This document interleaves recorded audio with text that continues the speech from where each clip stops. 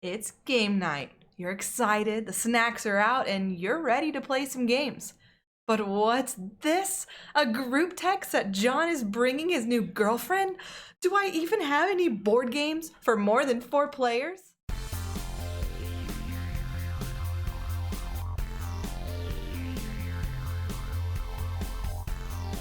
Welcome to Mugs and Magic, a tabletop gaming podcast where we chat over a cup of coffee about board games to role-playing games and everything in between. My name is Alan, and is it really a co-op game if I'm getting all the points? And I'm Erica, and I already finished my cup of coffee. In this episode, we're talking about our top 5 board games for 5 or more players that are perfect for a large game night. Our goal for this list was that it could not include any party games, like Apples to Apples, Cards Against Humanity, or Jenga. This list is in no particular order, and with that being said, let's get into it. I've got my coffee. You've already finished yours. Should I get you another cup before we get started? I'll probably need one before we finish. Okay. If anybody out there brews coffee or you're a coffee brewer, hit us up in those DMs. You can actually find us on Instagram at Mugs and Magic, MUGSNMAGIC.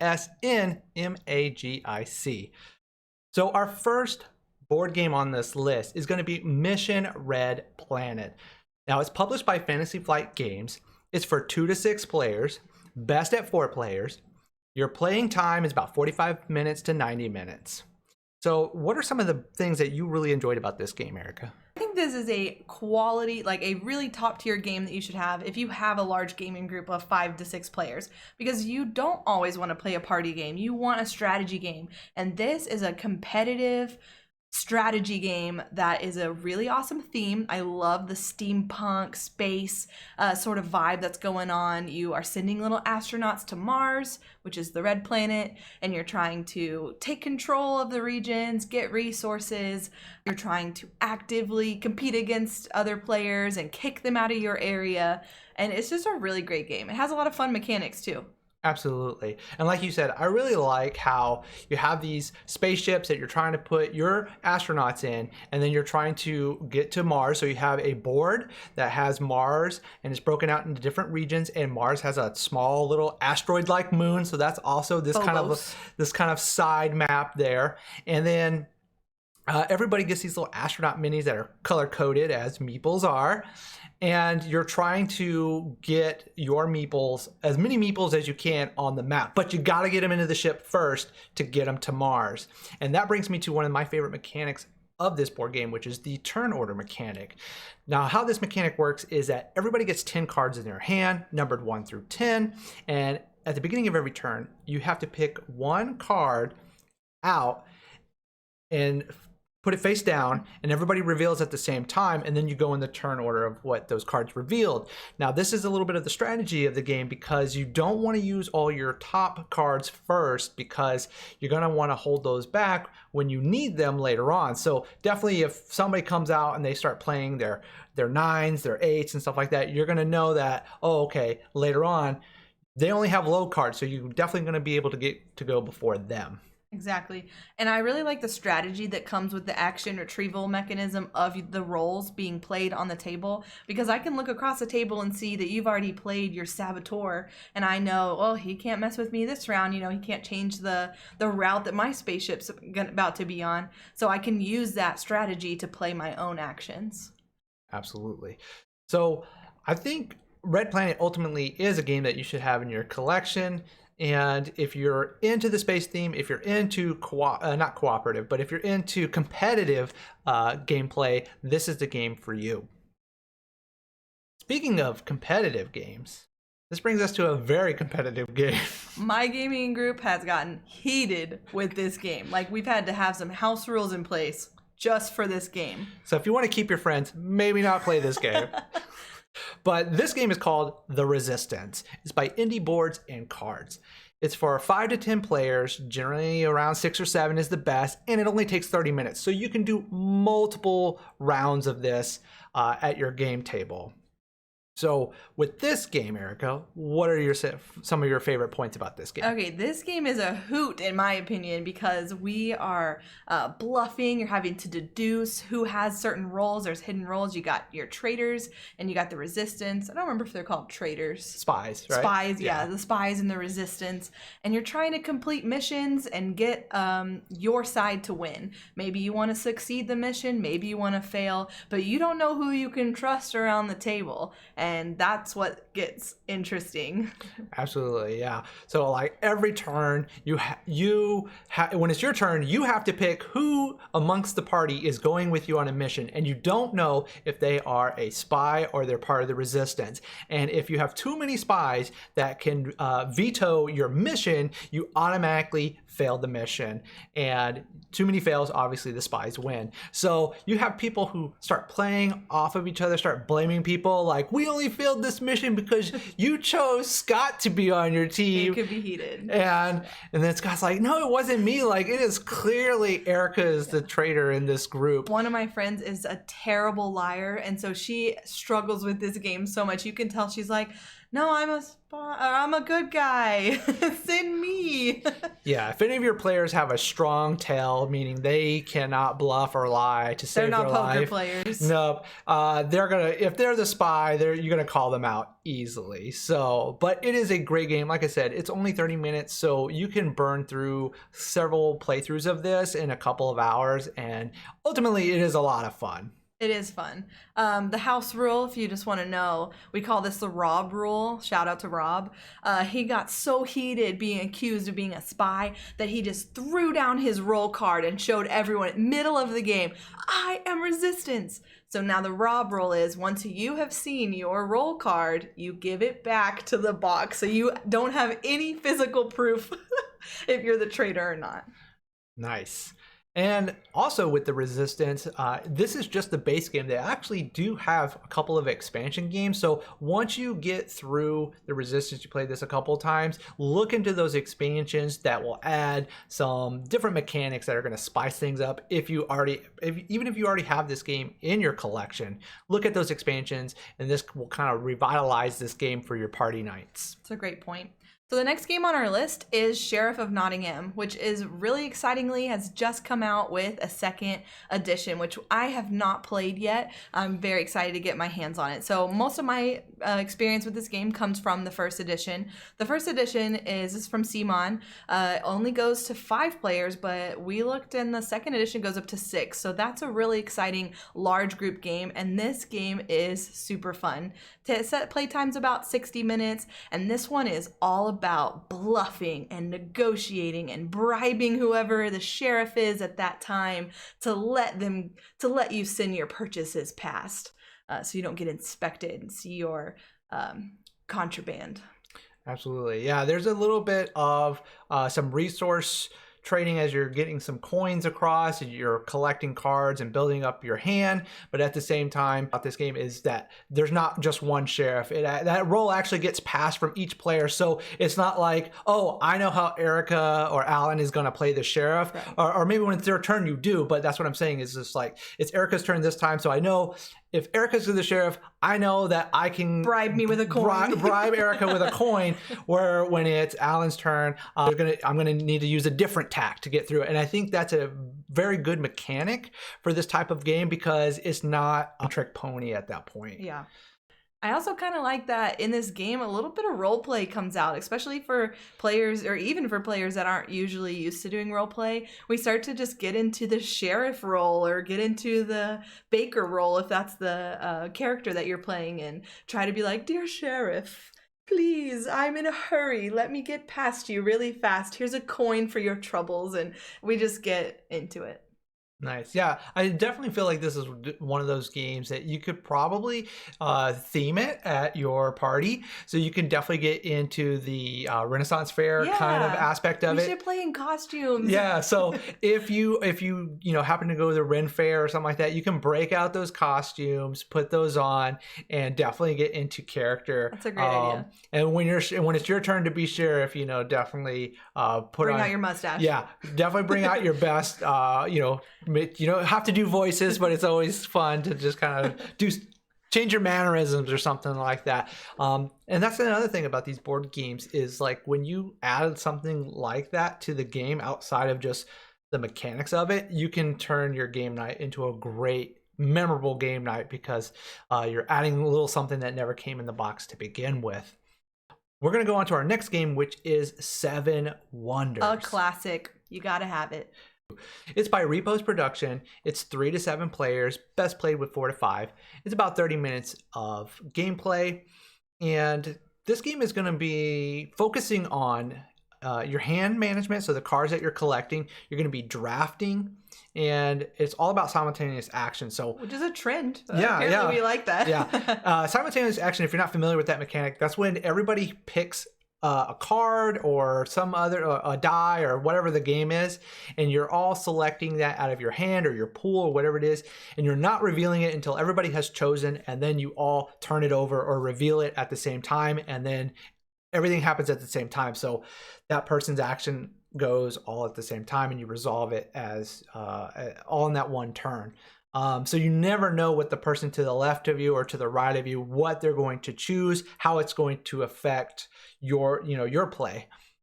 I really like the rotating hand of cards in this game. It's so fun. If you're playing with a small enough group, you'll see your hand, a hand you started with again. And so you're trying to remember, like, was there, a brick, resource in that hand that's about to come to me? But if you're playing with a large group, which is what this is, 7 players, you'll never see that hand again. You're passing on some really great cards to a different, the person next to you. So I really like that. And it turns, that's like clockwise first round, counterclockwise second round, clockwise third round to pass the hands. Yep. There are 3 rounds in this game, or 3 acts, so to speak. Yeah. And there are different strategies in order to win this game. You can focus on building your 7th wonder, and that's another really cool thing about this game is that each player's game board is a 7th wonder of the world. You've got the pyramid, you've got the Colossus, you've got Tower of Babylon, just other places like that. And there's also expansions. Again, if you already have this, if you already have 7 wonders, look at the expansions. There are ways to take this classic game and bring in a new by just buying one of these expansions. That's a great point. Another thing that makes this different or new every time is you can hit this game with a different strategy every single time. Sometimes I go really hard on boosting my military and just slay everyone around me.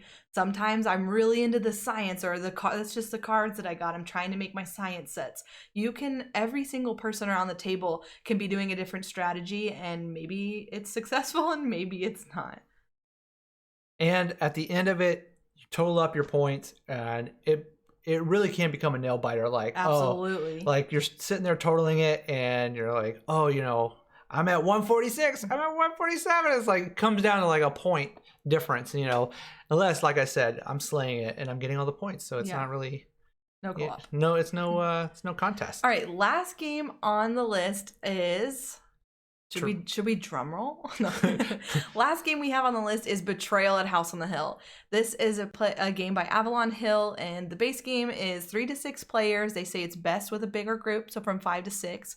Playtime says about 60 minutes, but that could vastly depend on when things get moving later on in the game. This is a horror-themed game where you are building out a map. You're kind of telling a certain story once that part of the game kicks off. This is another one where there is a hidden traitor at one point, or maybe sometimes it could be everyone against the game. But for the most part, someone's revealed to be a traitor, and then you're competing to see who the last man or monster is standing.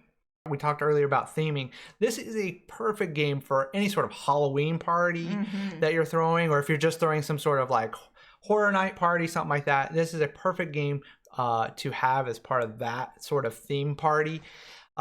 You pick a character that you have 6 character cards. They're double-sided, and generally each side has a little bit difference as far as the stats and attributes and that kind of thing. So you get kind of a character that you can choose to portray. Like, I'm playing the young teenage female. I'm playing the older man. I'm playing the buff jock. I'm playing the nerdy guy, right? So typical horror movie characters that you can pick in there. And the gameplay is different every time because every playthrough you're going to be building your map a little bit differently than the game beforehand. What's unique too is that at the beginning part, when you're exploring the haunted house on the hill, you're working together. So it's a little bit cooperative until the haunt kicks off, and that's when we start to see a complete shift in the gameplay.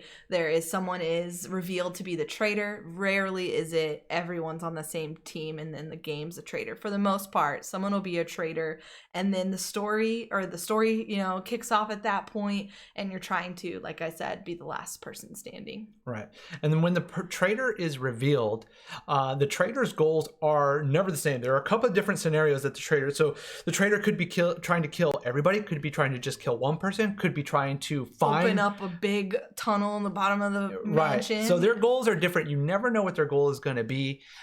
So that also adds to the gameplay value. That's one of the things I really enjoy about board games is I like board games that have a lot of replay value, because either one, they're really fun, or the gameplay is so different every time. It's just a different game over and over again. And those games to me make great additions to your collection, because you can pull them out with current groups or new groups, and it's always fresh. That would be my one con that I would want to shout out for this game. If you're playing with a new player, someone who's not really into board games or has never played Betrayal before, they could get selected as a traitor, and that would be a big struggle for them. I'm speaking from personal experience. The first time I played this game, brand new game to me, I of course was revealed to be the traitor. So off I go into a room by myself to try and figure out what my job is as this traitor. What am I doing for the whole second half of this game? And it was a bit of a struggle. Some other good points about this game is going to be that there are a couple of different additions. So Betrayal at House on the Hill is the base game. There is an expansion called Widow's Walk. It adds 50 new haunts, 20 new room tiles, 30 new cards. So it is a straight up expansion to Betrayal at House on the Hill. Now these other three games are standalone games, but they are essentially Betrayal at House on the Hill. They're just themed a little bit differently. Flavored differently. Right. So if you're into Dungeons and Dragons like we are, and we actually have both of these games. Yeah. So they're great as either or. But there is a Dungeons and Dragons version called Betrayal at Baldur's Gate. Same game, but you're playing Dungeons and Dragons characters. So the characters, instead of your typical horror movie characters, you're selecting, I'm being the wizard, I'm being the cleric, the fighter, so forth. And then of course all the different events and monster cards that are happening while you're exploring the dungeon and stuff are D&D themed. Yeah.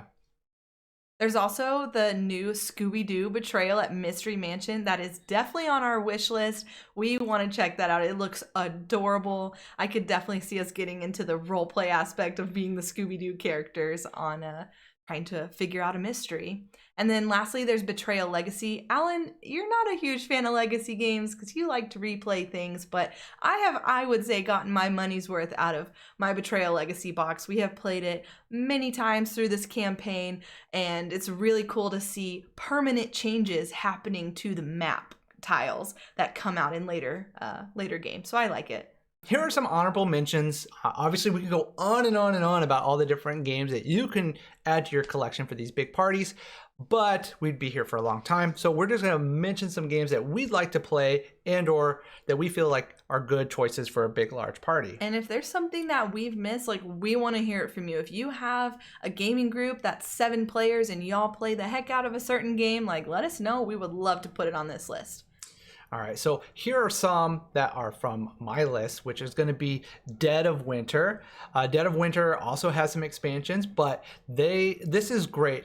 This is more or less, it is a cooperative game. You're trying to, for the most part, yeah, you're trying to survive as a group, and you have to make group decisions in order to keep your community alive. Yeah. Yep. So it's a really great game. I really enjoy the mechanics of it. And again, this is one of those games that are perfect if you're having some sort of like Halloween or horror themed party. This is a great game to break out for. Only for 5 players though. Did you say that? Yeah. Only for 5 players. Correct.